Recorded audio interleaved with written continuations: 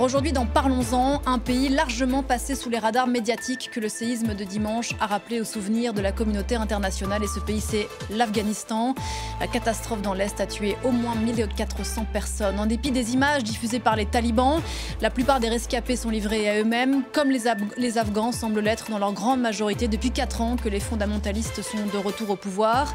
À commencer par les femmes, cibles d'une politique liberticide qui semble sans limite. De l'obscurantisme à l'obscurité, qui s'intéresse encore aux Afghans, qui veut aider l'Afghanistan. Question posée ce matin à Margot Ben, Sarah Chateau, Mortaza Beboudi et depuis Kaboul, Anthony du Temple. Bonjour à tous les 4.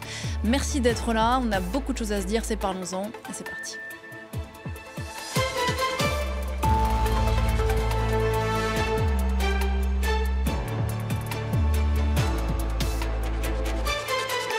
Bonjour Margot Ben. Et bienvenue sur ce plateau. Vous êtes grand reporter au Figaro, spécialiste de l'Afghanistan. À vos côtés, Sarah Chateau, bonjour. Bonjour. Merci d'être là. Vous êtes responsable des programmes de Médecins sans frontières en Afghanistan. Et puis en face de vous, Mortaza Beboudi. Mortaza, bonjour. Bonjour. On vous connaît bien ici, bien sûr, à la rédaction de France 24. Vous êtes journaliste franco-afghan. Et puis depuis Kaboul en direct, je vous remercie, Anthony du Temple, d'être avec nous. Vous êtes chef de mission du bureau Afghanistan à la chaîne de l'Espoir. Vous êtes à l'hôpital français de Kaboul et votre témoignage, bien sûr, nous est précieux. Avant de vous entendre quelques images et quelques rappels des faits, nous sommes donc 3 jours après le tremblement de terre de dimanche qui a fait, selon les bilans officiels, 1400 morts et 3000 blessés dans l'est du pays. L'espoir de retrouver des rescapés s'amenuise, d'autant que la terre a tremblé à nouveau ces dernières heures dans la même région, cette région montagneuse de l'est de l'Afghanistan. Le sort semble s'acharner sur ces Afghans. Plus de 100 000 personnes pourraient être affectées, dit l'ONU. Des images commentées par Marc Pope. Depuis les airs, les hélicoptères sillonnent les montagnes afghanes pour venir en aide aux survivants. Depuis le tremblement de terre, de nombreux villages sont devenus inaccessibles aux secours, compliquant grandement l'acheminement de vivres. Les familles vivent au rythme des répliques du tremblement de terre et ont pour la plupart tout perdu. Les corps s'entassent. La nuit dernière, il a plu et nous n'avions pas d'abri. Il n'y avait qu'une tente. Comment 5 ou 6 familles peuvent-elles y tenir? Nous n'avons plus de provisions, tout a disparu. Ici, les gens ont besoin de tout, surtout des médicaments et des abris, car les gens n'ont pas d'endroit où aller. Les maisons sont toutes détruites et la terre continue de trembler. Il y a encore eu une secousse il y a quelques minutes. Le ministère afghan de la Défense a organisé plus de 155 vols d'hélicoptères et évacué quelques 2000 blessés vers les hôpitaux de la région. Faute de mieux, des cliniques improvisées se sont mises en place dans les villages. Les autorités n'ont pour le moment fait état d'aucun plan pour l'après-séisme, que ce soit en termes d'aide financière ou de reconstruction. L'ONU, quant à elle, estime que des centaines de milliers d'Afghans pourraient avoir été touchés et en appelle à l'aide internationale. Nous avons sollicité la communauté internationale pour qu'elle intensifie ses efforts, mais c'est une course contre la montre. Nous n'avons pas assez de produits de première nécessité sur le terrain, et cela parce que les ressources n'ont pas été là et que nous avons dû faire face à de multiples crises. L'Afghanistan pâtit aussi des récentes coupes dans l'aide humanitaire internationale, surtout en provenance des États-Unis. L'Organisation mondiale de la santé a indiqué de son côté manquer de 3 millions de dollars pour mettre en œuvre son dispositif de réponse d'urgence. Voilà pour ces dernières images d'Afghanistan. Anthony du Temple, vous êtes avec nous, je le rappelle, depuis Kaboul. Vous travaillez à l'hôpital français de Kaboul, bien connu des Afghans. Quelles sont d'abord vos nouvelles à vous de l'Est du pays ? Oui, alors j'ai 2 équipes qui sont sur place, médecins, infirmiers, infirmières, sages-femmes également, qui sont sur place et qui sont donc dans les 2 hôpitaux principaux, l'hôpital provincial d'Assadabad dans la province de Kunar et l'hôpital régional de Jalalabad. C'est très compliqué, l'accès est très très compliqué. Il faut s'imaginer une route principale le long d'une vallée dans la province de Kunar et toutes les petites routes ont malheureusement bloqué, beaucoup de glissements de terrain, des centres de santé qui ont été complètement détruits, des villages qui sont très éloignés et impossible d'y accéder, des villages qui ont été complètement rayés de la carte parfois. Donc on a un vrai enjeu d'accès sécurisé pour les équipes de secours. Il y a hier soir 12 000 personnes qui sont directement impactées par le tremblement de terre. On pense qu'il y en a beaucoup plus, malheureusement, du fait de ce manque d'accès. Vous l'avez dit, plus de 1400 morts et plus de 3100 blessés. Donc nos équipes sont sur place, on travaille 24 heures sur 24 pour essayer de désengorger les 2 hôpitaux provinciaux principaux pour pouvoir faire des référencements auprès des enfants blessés essentiellement pour qu'ils puissent avoir accès à une intervention orthopédique, chirurgicale, traumatologique à l'hôpital français de Kaboul, également les femmes enceintes. Donc l'idée pour nous, c'est vraiment d'être sur place, de faire du triage, de soutenir ces 2 hôpitaux publics, de désengorger le plus vite possible pour assurer un accès à des soins de qualité et à des soins chirurgicaux spécialisés. Des hôpitaux dont on imagine qu'avant la catastrophe, ils étaient déjà clairement sous-dimensionnés et qui manquaient de moyens drastiquement. Oui, tout à fait. Alors vous l'avez mentionné aussi, les États-Unis ont coupé leur aide humanitaire pour l'Afghanistan. Il y a plus de 400 centres de santé qui ont fermé ces derniers mois. Donc l'accès aux soins reste un obstacle en Afghanistan.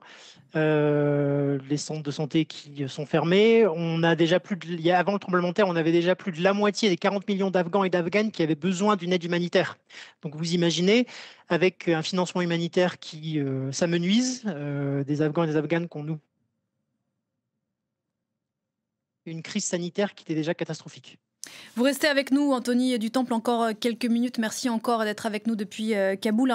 Un petit tour de table ici à Paris. Peut-être pour commencer avec vous, Mortaza. Vos nouvelles à vous d'Afghanistan et de l'Est du pays sont plus qu'inquiétantes ? Eh ben oui, aujourd'hui, on voit ça sur les images que je reçois sur WhatsApp et donc sur Facebook, des Afghans qui postent, qui publient. Donc on voit des enfants ensevelis sous terre, des familles entières. Donc c'est difficile de voir en fait ces villages déjà inaccessibles aux Afghans même. Donc il faut marcher dans les montagnes, aller dans les villages. Donc c'est leurs pères aujourd'hui creusent avec les mains, avec tout ce qu'ils peuvent pour sauver leurs enfants et leurs familles sous terre. Parce que le régime Margot Ben taliban a très rapidement communiqué, fait passer des vidéos montrant que ces hommes étaient dans l'action auprès des rescapés. La réalité est un peu différente. Ces hommes et ces femmes sont livrés à eux-mêmes. Oui, alors en effet, moi j'ai plusieurs personnes qui m'ont dit que pendant plusieurs heures, au cœur de la nuit, ils étaient seuls, il n'y avait aucun secours. Et donc les gens déjà étaient restés dehors après le séisme qui s'est déclenché vers 21h30, 37, parce qu'ils avaient peur des répliques. Donc une grande partie de la population de cette région est restée dehors, de peur de rester à l'intérieur des maisons et d'être ensevelis sous les décombres.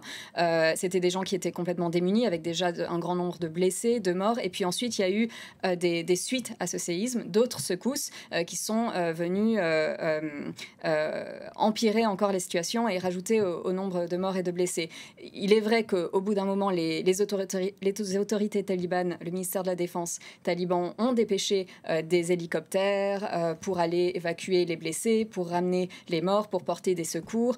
Il est vrai que des véhicules du gouvernement, et puis aussi, il faut le dire, vraiment des ONG, notamment internationales, se sont dépêchés sur le terrain pour porter secours aux survivants et puis pour aider sur place. Mais la situation pendant quelques heures a été extrêmement grave et les gens étaient livrés à eux-mêmes.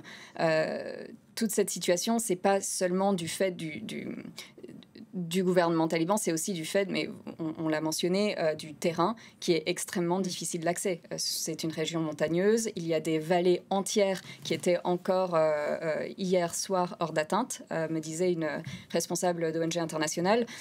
Donc il y a un certain nombre de gens qui étaient encore hier soir complètement seuls et les secours attendaient encore que les routes soient déblayées pour pouvoir simplement parvenir à certains villages. L'activité sismique est très forte en Afghanistan. On se souvient du séisme de 2023 à l'autre extrémité du pays qui avait fait à la frontière avec l'Iran plus de 1500 personnes. J'imagine que vous avez du personnel encore en Afghanistan, bien sûr, chez MSF Sarah Château. Quels sont vos échos à vous ? Oui, nous, on est basé à Herat, donc on avait déjà vécu ce séisme en 2023. Là, on a dépêché des personnes qui se sont rendues sur place dès le lundi, qui ont visité les centres. On est arrivé avec des kits d'urgence qu'on a pu donner, distribuer. C'est une goutte d'eau ?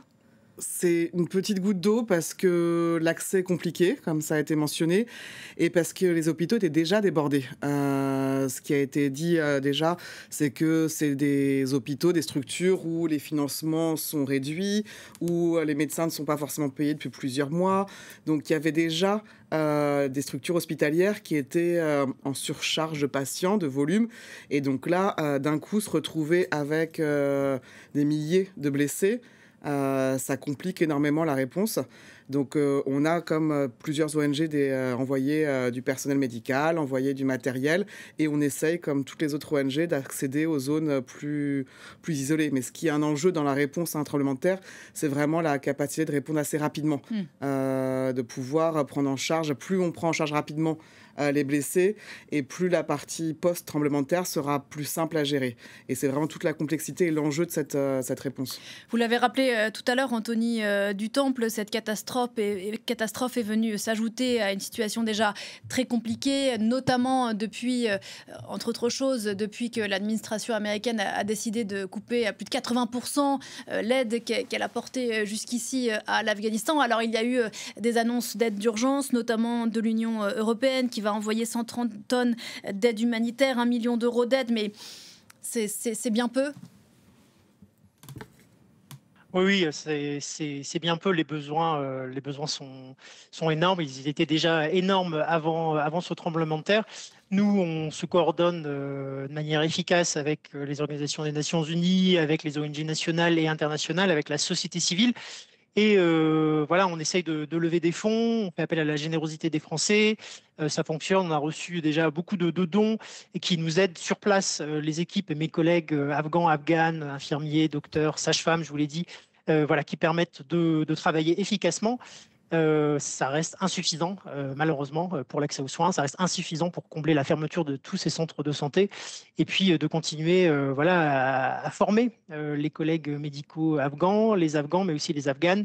La formation du personnel de santé afghan est un enjeu. Et donc, nous, on se positionne là-dessus. C'est notre spécialité de continuer à se tenir aux côtés de la population afghane et du personnel soignant, de continuer à les former avec voilà, des missions de bénévolat, toujours dans notre principe, les principes humanitaires, c'est-à-dire qu'on agit de manière impartiale, indépendante et neutre pour la population afghane avant tout. Quelques mots, Anthony du Temple, avant de vous libérer et de retourner à votre tâche qu'on imagine importante, de la situation à l'hôpital français de Kaboul. Je crois qu'on l'appelle l'hôpital de la mère et l'enfant. Je crois que c'est l'un des rares centres pédiatriques du pays. Il y a 1 an, on avait fait une émission avec Éric Jossois de la chaîne de l'Espoir qui avait alerté sur la situation catastrophique de l'hôpital, le manque de moyens, mais aussi le fait que les femmes n'avaient plus la possibilité, plus le droit de travailler à l'hôpital. Quelle était avant même cette catastrophe la situation chez vous? Est-ce que vous parvenez encore à soigner comme il le faut les Afghans? Alors, on fait face à beaucoup d'obstacles. Et moi, en fait, vraiment, mon enjeu en tant que chef de mission pour la chaîne de l'Espoir en Afghanistan, c'est de trouver un équilibre entre notre obligation en tant qu'acteur humanitaire de fournir l'accès aux soins, mais aussi, moi, de garantir la sécurité de mes collègues afghans et afghanes aujourd'hui. Et ça, c'est compliqué, puisqu'il y a beaucoup de pression, de menaces, d'intimidation que nous recevons pour nos collègues afghanes.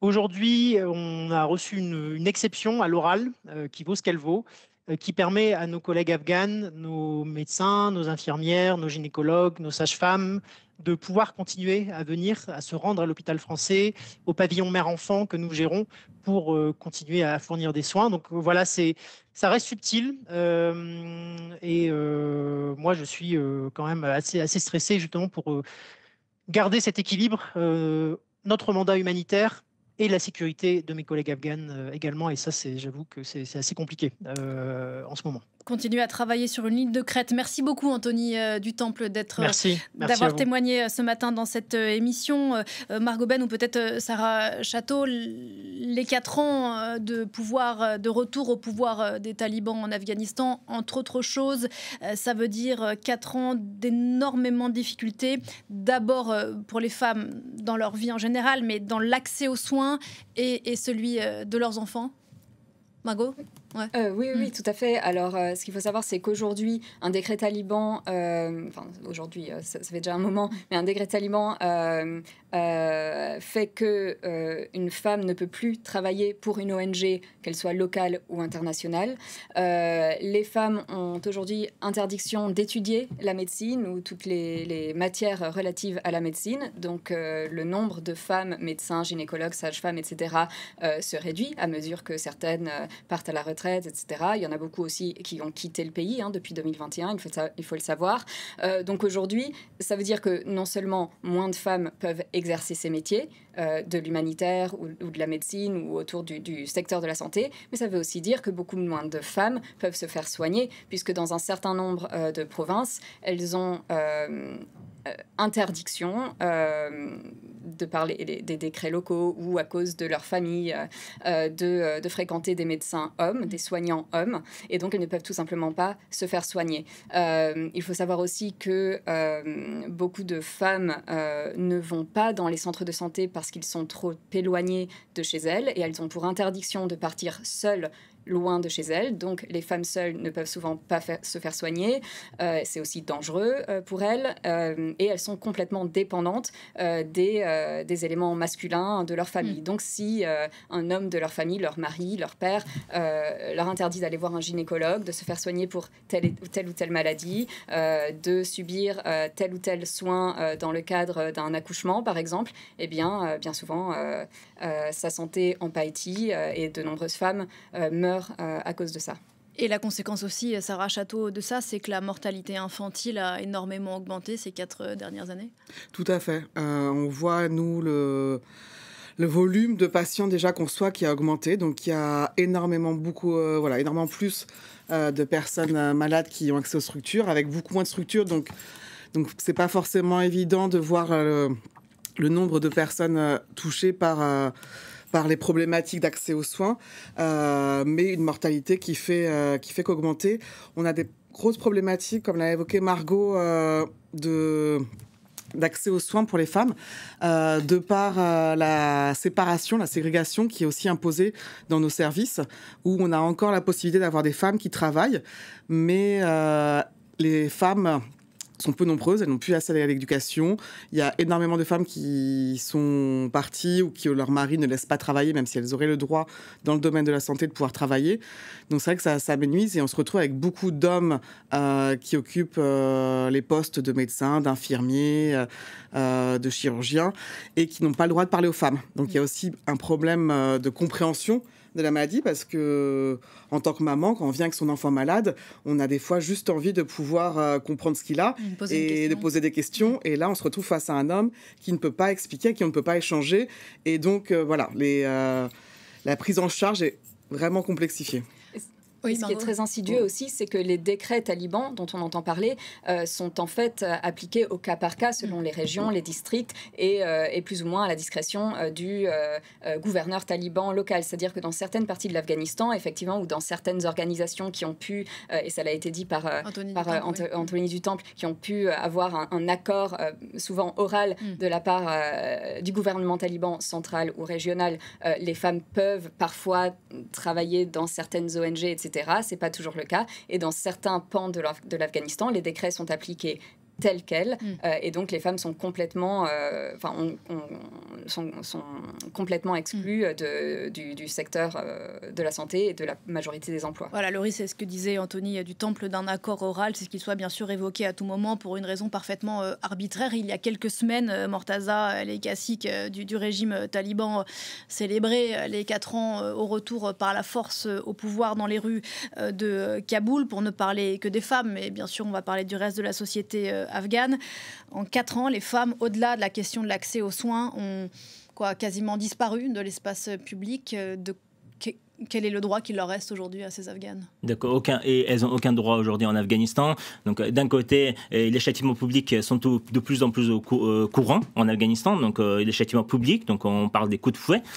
Donc des femmes et des filles fouettées en public dans certaines régions. Comme on dit, on ne voit pas ça à Kaboul, à Herat, dans les grandes villes, mais on voit ça dans les petites villes. Donc d'un côté, les talibans aujourd'hui demandent, si on parle sur le séisme récent, les talibans demandent de l'aide. Ils n'arrêtent pas de demander de l'aide depuis 3 jours, mais à côté, ils sabotent eux-mêmes la réponse humanitaire. Donc, et bien sûr, avant les talibans, même pendant l'ancien régime, pendant l'ancienne République islamique d'Afghanistan, le gouvernement, ancien gouvernement dépendait aux aides internationales. Plus de 40% du PIB afghan, même, il représentait aussi le budget public, plus de 75%. Donc d'un côté, depuis la chute, donc depuis 4 ans, donc il n'y a aucune aide. Donc les talibans demandent, alors qu'ils ne laissent pas les femmes d'aller étudier la médecine, aller travailler dans les ONG internationales. Bien sûr, il y a des cas où elles sont autorisées à aller travailler dans les ONG, certaines ONG internationales, ou les hôpitaux comme l'hôpital français de Kaboul, mais ce n'est pas le cas dans les petites villes et des petits villages. J'ai une question peut-être un peu bête, mais comment vont les femmes afghanes depuis 4 ans? Comment est-ce qu'on ne devient pas folle quand le seul droit qu'on a, c'est celui de respirer? C'est difficile de dire ça, parce qu'elles pleurent quand je les ai eues au téléphone pour un dernier documentaire que j'ai fait avec Marine Courtade, qui sera diffusé sur Arte Reportage en octobre. Donc oui, elles pleurent. On m'a dit au téléphone que Mortaza, nous, avant, je voyais mes camarades de classe dans les parcs, dans les écoles, au lycée. Aujourd'hui, elles voient ces gamines en Afghanistan, elles doivent appeler sur les messageries WhatsApp pour voir leurs camarades de classe. Donc elle me disait, moi je me maquille pour passer un appel vidéo et je me démaquille après. Vous voyez, en fait, c'est une situation déplorable en Afghanistan. Oui, on parle parce qu'il y a des décrets qui disaient que les talibans sont en train d'emmurer les fenêtres. Oui, c'est pas, on ne voit pas ça à Kaboul, dans les grandes villes. Mais oui, certains villages, certaines provinces reculées, oui, il y a une surveillance de la part des talibans. Plus d'accès, Margot Ben, à l'éducation, plus d'accès à l'espace public, la moindre distraction. Quelle société les talibans envisagent-ils pour le pays? Ça peut paraître un peu bête comme question, mais comment on fait société quand on emmure littéralement la moitié de la population de son propre pays? Alors justement, c'est une question intéressante à laquelle les talibans eux-mêmes ne peuvent pas répondre actuellement, puisqu'il y a scission au sein des talibans. Je voudrais juste revenir très brièvement sur ce qui a été dit. Tout est très juste, mais il est vrai aussi que même dans les grandes villes, et y compris à Kaboul, les filles et les femmes ne peuvent plus étudier. Donc il y a certaines écoles clandestines qui continuent plus ou moins de dispenser des cours avec l'assentiment plus ou moins tacite ou plus ou moins officiel du responsable taliban local, du chef de quartier, etc. Il est vrai qu'il existe certaines solutions d'appoint, mais en tout cas, même à Kaboul, les femmes ne peuvent pas aller à l'école, elles ne peuvent pas aller à l'université. Et d'ailleurs, ça aussi influe sur le secteur de la santé, puisque même si certaines ONG ont reçu l'autorisation des talibans de continuer d'employer tant bien que mal certaines femmes, etc., pourvu que les hommes de leur famille les en autorisent. Bientôt, il n'y aura plus d'infirmières, de sages-femmes, de gynécologues, de médecins, etc., puisqu'elles ne peuvent tout simplement pas s'éduquer au-delà de la 6e. Et ça, c'est vrai partout dans le pays. Ensuite, pour ce qui est du modèle de société voulu par les talibans, donc il y a pas mal de scissions au sein des talibans, mais pour faire simple, il y a une sorte de caste politique à Kaboul, et puis également à l'extérieur de l'Afghanistan, à Doha, etc., qui sont les talibans qui se disent, et qui se disaient déjà lors des tractations avec les États-Unis dès 2019, etc., plus ouverts, plus modernes, plus modérés, entre guillemets, et qui se disent prêts à autoriser les filles à accéder à l'éducation, qui eux-mêmes envoient leurs filles étudier à l'étranger, il faut le savoir. Ce sont des gens qui parlent aux diplomates internationaux lorsqu'ils viennent à Kaboul ou lorsqu'ils vont les voir à Doha, Dubaï, etc. Et donc, sauf que ces gens-là, ces talibans diplomates et politiciens, reste une caste mise à part par la chefferie réelle du mouvement qui se trouve à Kandahar, au sud du pays, et Kandahar étant le berceau historique du mouvement. Et donc l'émir des talibans se trouve là, retranché dans son fief de Kandahar, avec autour de lui une sorte de garde rapprochée et une sorte de caste qui lui est totalement fidèle. Et l'émir des talibans, lui, peu lui importe l'ouverture à l'Occident, peu lui importe le compromis, et lui veut un modèle de société société qui se rapproche beaucoup plus de celui imposé dans les années 90 lors de la première itération du régime des talibans. Et ce qui veut dire, ce qu'on disait, voilà, les châtiments publics, l'interdiction totale pour les femmes d'exister dans la sphère publique. Et donc, tous ces décrets, ils viennent de Kandahar et ils viennent de l'émir. Et ce qui est assez intéressant, et ce qui m'a été raconté assez récemment, c'est que ces derniers mois, l'émir, qui déjà avait la mainmise sur le pays, prend de plus en plus de mesures, notamment à l'encontre de potentiels détracteurs à Kaboul, au sein même du mouvement taliban. Et donc, certains ont dû fuir le pays, d'autres ont fui puis sont rentrés, mais depuis n'osent plus trop parler ou critiquer la politique officielle des talibans. Voilà, enfin bref. Et donc, l'émir non seulement durcit les règles et ne cesse d'édicter des décrets liberticides, notamment envers les femmes, mais en plus de ça, fait un petit peu le ménage chez lui afin d'imposer tout à fait son pouvoir au sein de l'Afghanistan. Et je voudrais juste terminer en disant que les diplomates internationaux n'ont accès qu'aux diplomates politiciens et soi-disant modérés de Kaboul, et ils n'ont absolument pas accès à Kandahar. Enfin, moi, j'en ai plusieurs qui me disent la seule personne qu'on a rencontrée à Kandahar, c'est le vice-gouverneur régional. L'émir qui s'appelle Batullah Akhundzada, qu'on n'a jamais vu son visage. Voilà, qui est à Kandahar. Là-dessus. Donc aujourd'hui, il faut vous dire aussi qu'on a d'un côté, on a le clan Haqqani. Donc le clan Haqqani, qu'ils ont leur avoir un peu à Doha, partout.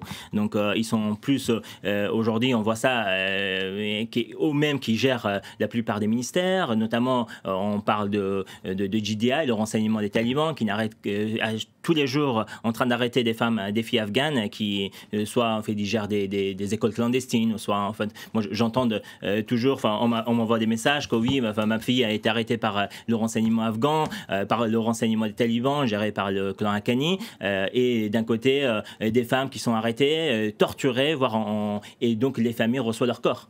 Donc, il faut parler aussi que, oui, d'un côté, on a le clan Haqqani, on a le clan Kandahar, le clan de berceau des talibans à Kandahar, émir des talibans, qui a un conflit entre eux-mêmes aussi. Parce qu'en fait, d'un côté, il y a certains gouverneurs disaient, moi j'ai entendu, qui disaient que oui, peut-être que pourquoi on ne les laisse pas aller étudier, parce que certains étaient pour l'éducation des filles, et donc, mais d'un côté, le clan Haqqani qui disent non, en fait, on enferme de plus en plus les femmes, et donc c'était eux, à mon avis, c'est mon opinion personnelle, c'était eux qui voulaient emmurer les fenêtres même. Faut-il le rappeler, Sarah Château, quand les talibans sont revenus au pouvoir il y a 4 ans, la promesse n'était pas celle-ci.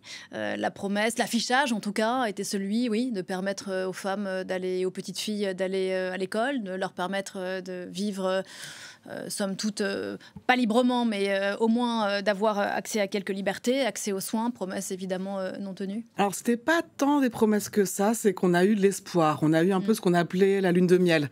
La phase d'arrivée des talibans au pouvoir, où on s'est dit ils pourront pas reproduire la même chose qu'en 96.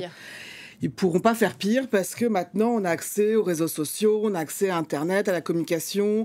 Le pays a connu 20 ans de développement avec, prendre et à laisser, mais les femmes ont eu accès à l'éducation, à tout un tas de choses.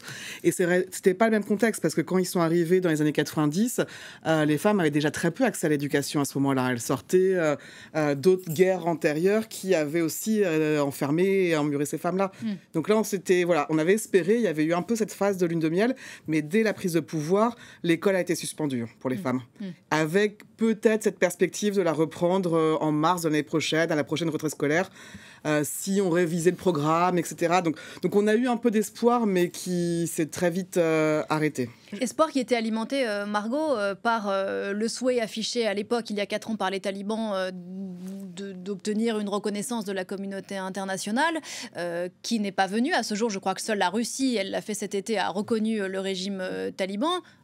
Oui. Alors d'abord, il faut dire que l'espoir, qui était l'espoir de 2020, 2021, etc., l'espoir des diplomates en tout cas, c'était un espoir assez opportuniste, puisque les États-Unis tractaient avec les talibans pour arriver à un accord qui mettrait fin à la présence militaire occidentale et surtout américaine dans le pays. Et pour arriver à cet accord, il fallait que les talibans disent oui, on sera gentil, on sera modéré et tout ira bien. Vous ne laisserez pas l'Afghanistan, officiellement en tout cas, entre les mains de dangereux barbares, comme ce fut le cas dans les années 90. Donc les diplomates étrangers, et notamment américains, étaient très très très heureux de pouvoir dire qu'officiellement, ils ne laissaient pas les clés du pays à des gens qui allaient défaire 20 ans de nation building, de state building en tout cas, et d'empowerment des femmes à grand renfort de milliards et de milliards de dollars. Tout ça est arrivé donc à un accord qui a fait que les Américains sont partis, les talibans ont pris les rênes du pays, comme il était évident qu'il allait se passer, mais en réalité, les connaisseurs du pays savaient très bien que ce serait absolument jamais le cas, qu'il n'y avait pas de taliban 2.0, hein, ça a quand même été un terme qui a été utilisé. Déjà, les talibans n'ont jamais été un groupe homogène, c'est pas du tout un groupe homogène, et on savait que la caste talibane qui discutait avec les Occidentaux n'aurait pas la main sur les décisions effectives dans le pays. Aujourd'hui, pardon. Allez-y, Margot. Ouais, et pour répondre à la deuxième partie de votre question, qui était... Je l'ai moi-même oublié, figurez-vous. Mortaza, oui, là-dessus, sur le... Voilà, c'est déjà depuis le retour des talibans, donc plusieurs millions, je voulais aborder ce sujet-là, c'est important, parce que les talibans ils sont incapables déjà de gérer le retour forcé des Afghans, du Pakistan et d'Afghanistan. C'est le drame dans le drame. Ces derniers mois, effectivement, des millions d'Afghans sont revenus en Afghanistan expulsés d'Iran. Exactement. Donc en fait, depuis le retour des talibans, donc plusieurs millions d'Afghans sont partis d'Afghanistan pour aller se réfugier en Iran, donc toujours dans les pays limitrophes. Hein, et l'Iran accueille plus de 4 millions de réfugiés afghans, au Pakistan aussi. Donc l'Iran a décidé de renvoyer en fait ces Afghans en Afghanistan, dans des femmes, des filles qui ont pu étudier quelques années en Iran ou au Pakistan aujourd'hui. Donc elles vont retour à l'enfer. Donc elles sont aujourd'hui logées alentour de l'Irak parce qu'elles n'ont plus de maison, donc c'est la plupart des femmes, des familles. Hein. Donc déjà, les talibans sont incapables de gérer ça, ce retour forcé des Afghans de la part d'Iran, du gouvernement iranien et pakistanais. Et donc, ça rajoute encore le séisme aujourd'hui. Et c'est pour ça qu'ils ne s'arrêtent pas depuis 3 jours de demander de l'aide, et eux-mêmes qui demandent aussi aux pays étrangers de demander de l'aide, à côté, en train de saboter donc la réponse humanitaire. Donc on voit un exemple que je peux vous donner à Badarchan, donc les hôpitaux à Badarchan, un hôpital de mer, donc qui accueille avec une centaine de lits. Hein, aujourd'hui accueille chaque lit accueille 3 personnes. Donc vous voyez en fait, c'est difficile de dire parce que les ONG internationales n'arrêtent pas de perdre ses partenaires depuis le financement américain coupé depuis le début de l'année. Donc on parle de 500 millions de dollars. Oui, Margot, j'ai retrouvé le fil de ma question. Comment est-ce que les talibans envisagent sérieusement l'avenir, donc sans la reconnaissance qu'ils réclamaient il y a 4 ans, sans les financements américains qui ont été coupés en grande partie, avec seulement la reconnaissance russe cet été, quelle peut être la suite? Alors là est tout le problème le problème de la reconnaissance du gouvernement taliban, il reste plus ou moins le même avec certaines évolutions depuis 2021, c'est que quand les talibans ont pris le pouvoir par la force, et parce que le président en place s'est enfui en hélicoptère avec ses plus proches conseillers, laissant le palais présidentiel aux talibans à Kaboul, eh bien, la communauté internationale a décidé de ne pas reconnaître ce régime. Et ce qui a accompagné ça, c'est un retrait, c'est par exemple le gel des avoirs de la Banque centrale afghane par les Américains, c'est le retrait de l'aide financière, notamment de la Banque mondiale et de tout un tas d'acteurs, puisqu'il ne fallait pas financer directement le gouvernement taliban qui n'est pas reconnu et qui n'est toujours pas reconnu à ce jour par l'essentiel de la communauté internationale, la quasi-totalité.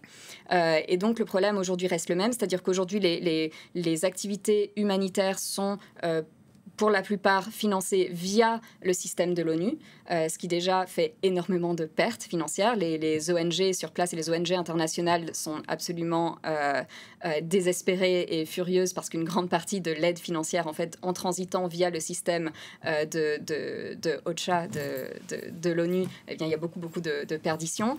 Ensuite, ça retarde beaucoup de projets, de programmes, etc. Il y a aussi le fait que depuis 2 ans, 3 ans, avec d'autres conflits dans le monde, non seulement les bailleurs qui donnaient de l'argent à toutes ces ONG internationales et locales ont dû également s'atteler à d'autres terrains. Donc il y a moins d'argent pour l'Afghanistan. Le régime taliban lui aussi fait peur et refroidit. On ne veut pas financer ce régime-là. Et il y a également une sorte de troisième pan qui est venu s'ajouter en janvier lorsque Trump a gelé essentiellement les aides USAID. Et donc l'Afghanistan qui recevait l'essentiel de son aide financière via ce système américain a été l'une des plus grosses victimes de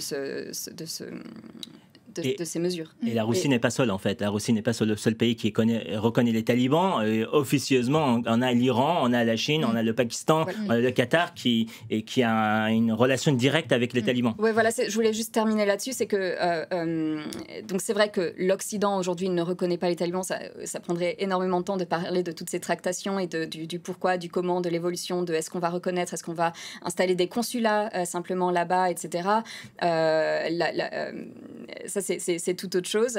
Mais ce que je voudrais simplement souligner, c'est que dans la région, il y a des acteurs qui sont tout à fait prêts à faire affaire avec les talibans et qui investissent dans le pays. Et voilà, et les talibans eux-mêmes... Quels acteurs ? Notamment la Russie, la Chine, et tout un tas d'acteurs régionaux, les voisins de l'Afghanistan. Et donc, les talibans eux-mêmes, de toute façon, sont bien plus intéressés, notamment puisque leur pays traverse une crise économique muée en crise humanitaire, sont beaucoup plus intéressés par ces accords commerciaux avec leurs voisins régionaux bien moins regardants sur les droits humains que d'aller faire... Donc, les talibans ont de quoi se projeter, c'est ça que vous... Plus ou moins. Alors, l'aide internationale occidentale, l'aide américaine est évidemment un manque immense, mais les talibans en tout cas sont plutôt satisfaits de pouvoir au moins se tourner vers ces acteurs régionaux-là. Oui, quitte à laisser la population dans la pauvreté dans laquelle elle est, sachant qu'il y a eu aussi une forte sécheresse ces derniers mois. Est-ce qu'une ONG comme MSF, mais je crois que je connais la réponse à la question, se sent assez seule avec d'autres ONG, mais la communauté internationale, en tout cas côté occidental, s'est largement détournée de l'Afghanistan ces derniers mois. Le pays a disparu des radars médiatiques. Qui s'intéresse aujourd'hui encore au sort, non pas du régime taliban, mais des Afghans et a fortiori des Afghanes? Clairement, l'Afghanistan fait partie de ces crises oubliées, de ces crises sur lesquelles il faut constamment remettre un peu de lumière pour expliquer l'ampleur de la problématique. C'est malheureusement pas la seule, mais ça fait partie de ces grosse crise qu'on oublie. Il y a eu vraiment deux phases sur l'aide. Il y a l'aide bilatérale qui arrivait avant via la Banque mondiale et les pays, l'Allemagne, les États-Unis, qui donnaient directement au gouvernement afghan. Quand les talibans sont arrivés, ils ont détourné le système pour ne pas donner aux talibans, ils ont donné aux humanitaires. Et ça, en fait, ils ont progressivement diminué l'aide bilatérale d'État. Et donc, on est revenu depuis 2024 à uniquement l'enveloppe humanitaire. Donc déjà, depuis 2024, le gouvernement était en sous-moyen, sous-fonctionnement, sous-régime. Il faut savoir qu'avant l'arrivée des talibans, 75% du ministère de la Santé, de tout ce qui concerne la santé en Afghanistan, était financé par l'aide internationale. Donc cette aide internationale s'arrêtant en 2024, il restait déjà que l'enveloppe humanitaire, et cette enveloppe humanitaire était grandement financée par les Américains. Donc il y a eu ce deuxième impact en 2025 qui est énorme, qui est vraiment très très conséquent. Comment les Afghans, Mortaza, et les Afghanes avec qui vous parlez considèrent ce manque absolu d'intérêt du côté occidental pour leur sort? Très peu de réactions, très peu de condamnations, au moins dans les mots. Alors il y a eu cet été des mandats d'arrêt émis par la Cour pénale internationale à l'encontre de 2 dirigeants afghans talibans pour persécution des Afghanes. C'est quand même bien peu par rapport à 4 ans de persécution. Je peux dire qu'il y aura encore d'autres mandats d'arrêt. Donc oui, les Afghans se sont abandonnés aujourd'hui par l'Occident. Donc les pays européens représentés par une seule personne, par la représentation de l'Union européenne à Kaboul, donc une chargée d'affaires qui distribue de l'aide humanitaire. Donc 26 pays, vous voyez, dans une seule personne, un bureau, pas d'ambassade, sachant qu'en fait les ambassadeurs européens, donc allemands, l'autre, ils font des allers-retours en Afghanistan. Il n'y a pas de bureau, il n'y a pas de consul, il n'y a pas d'ambassade, mais quand même ils font des allers-retours depuis Doha. Donc leur bureau à Doha, mais quand même ils font des allers-retours en avion. Donc oui, les Afghans se sont abandonnés, notamment des femmes qui disent qu'aujourd'hui on n'a plus, même voir un message, un seul message. Je me dis, les pays européens, ils sont concentrés sur l'Ukraine, sur Gaza. On a oublié les femmes afghanes, on a oublié les femmes iraniennes, par exemple. Donc, alors qu'aujourd'hui, la situation s'aggrave, c'est déplorable en Afghanistan, voire chaque jour, il y a un nouveau décret des talibans qui sont en train d'enfermer de plus en plus les femmes afghanes. Donc oui, c'est difficile pour elles. Et de plus en plus que les femmes afghanes qui ont bossé pour travailler pour les ONG internationales, qui ont travaillé pour les diplomates, elles sont enfermées et n'obtiennent même pas leur visa, alors qu'ils ont collaboré avec les ONG internationales, ils ont collaboré avec les pays européens. Donc, en dépit de certaines promesses qui leur avaient été faites. Exactement. Donc, elles sont enfermées parce qu'elles ne peuvent pas voyager sans chaperon au Pakistan. Donc, oui, enfin, la plupart des Afghanes qui attendent au Pakistan, en Iran, elles attendent toujours depuis des mois, voire des années, plusieurs années, un visa de la part des pays européens. Donc, je parle, l'ambassade de France à Téhéran est fermée, alors que des milliers de femmes afghanes attendent un visa pour la France, pour l'Europe. Et au Pakistan, l'ambassade de France au Pakistan est saturée. Et donc, la plupart des femmes afghanes, je parle des femmes afghanes qui étaient interprètes, qui étaient journalistes, qui risquent leur vie si elles retournent en Afghanistan.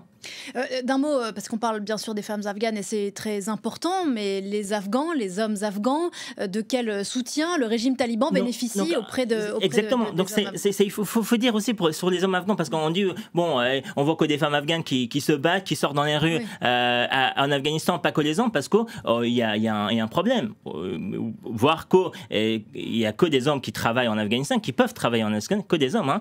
En fait, si une femme est arrêtée, torturée par les talibans, et elle est puis plus tard elle est libérée, donc c'est une caution donnée par leur mari, par leur père, et si la femme, donc la fille sortent encore, donc la prochaine fois c'est le mari et le père qui est torturé, arrêté, donc il y aura plus de personnes qui ramènent du pain à la maison, donc voir que les femmes ne peuvent plus travailler, donc ces hommes donc risquent d'être arrêtés aussi, torturés par les talibans. Ils sont obligés de se taire à nouveau. De quel soutien les talibans bénéficient? J'imagine que c'est difficile à dire dans la population afghane. Oui, alors il n'y a pas vraiment d'étude qui a été faite dans le pays sur le soutien à la population, mais comme ça a été dit, en fait, les Afghans aujourd'hui, leur priorité, c'est de pouvoir manger et de pouvoir donner à manger à leurs enfants. La pauvreté a bondi, le niveau de pauvreté a bondi, le taux de chômage également. Les femmes sont interdites de la plupart des secteurs d'emploi,